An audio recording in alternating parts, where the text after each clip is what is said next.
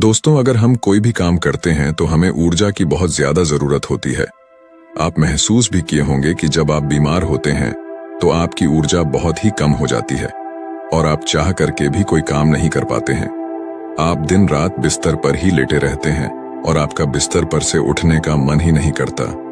और अगर आपकी ऊर्जा कम है तो आप पढ़ाई भी करेंगे तो आपको बहुत ही जल्दी नींद भी आ जाएगी। आपका पढ़ने लिखने का मन बिल्कुल भी नहीं करेगा और किसी भी कार्य में भी आपका मन नहीं लगेगा। आपको बहुत ही जल्दी थकावट लग जाएगी। इसलिए शरीर में ऊर्जा का होना बहुत ज्यादा जरूरी होता है। जिस इंसान के शरीर में जितनी अच्छी ऊर्जा होती है वह उतना ही चुस्त, दुरुस्त और फुर्तीला होता है। उसका शरीर उतना ही अच्छे तरीके से काम करता है। लेकिन जिस भी व्यक्ति के अंदर ऊर्जा की कमी रहती है उसका मन बहुत ही निराश और हताश रहता है। वह चिंताओं में डूबा रहता है। उसका कोई भी काम करने का मन ही नहीं करता और उसे तमाम तरह की बीमारियां जकड़ लेती हैं। इसलिए शरीर में ऊर्जा का होना अति आवश्यक है। मित्रों, आज के इस वीडियो में हम ऊर्जा बढ़ाने के तरीकों के बारे में आपको बताऊंगा, जिसे जान और समझ लेने के बाद आप खुद अपने अंदर की ऊर्जा को बढ़ा सकेंगे और खुद आप तरोताजा महसूस करेंगे। आपके शरीर के अंदर फुर्ती आ जाएगी। तो मित्रों, इस वीडियो को छोड़ करके कहीं जाइएगा नहीं। मित्रों, प्राचीन समय में नर्मदा नदी के किनारे बसे एक आश्रम में रोज की तरह गुरु अपने शिष्यों को तरह तरह की विद्याएं सिखाया करते थे। कुंडलिनी योग से लेकर के ध्यान करने तक वह सारी विद्याएं अपने शिष्यों को सिखाया करते थे। उन्हीं शिष्यों में एक निर्मल नाम का एक शिष्य था जिसका व्यवहार अन्य शिष्यों से बिल्कुल अलग था। उसके शरीर में ऊर्जा रहती ही नहीं थी। वह हर समय थका थका सा रहता था।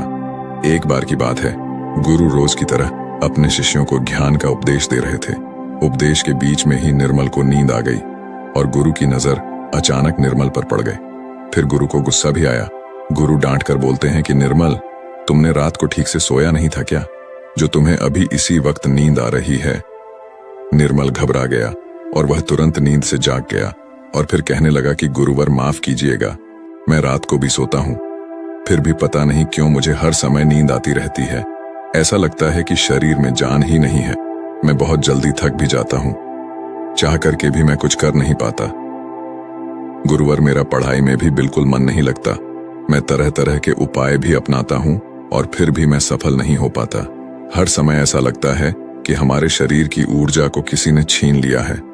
गुरु कहते हैं कि निर्मल, तुम बिल्कुल भी घबराओ नहीं।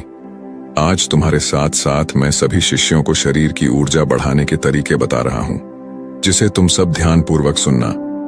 गुरु कहते हैं कि शिष्यों, सिर्फ अच्छा भोजन करने से शरीर में ऊर्जा नहीं बढ़ती। शरीर में ऊर्जा बढ़ाने के कई सारे कारण होते हैं। गुरु कहते हैं कि आश्रम में जो अनाज की खेती होती है तो क्या वह सिर्फ उसमें पानी डालने से ही अच्छी फसलें तैयार हो जाती हैं क्या? सभी शिष्य कहते हैं कि नहीं गुरुवर, उसमें तो खाद माटी के